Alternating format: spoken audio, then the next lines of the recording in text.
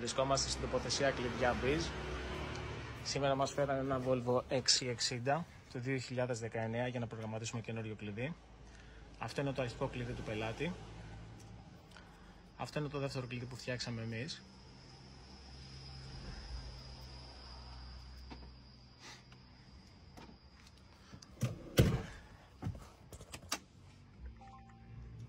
Όπως βλέπετε, το αυτοκίνητο είναι πλήρως λειτουργικό και με τα δύο κλειδιά.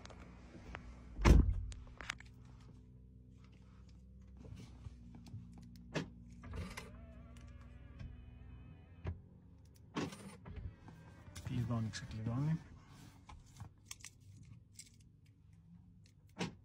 Και το δικό του κλειδί.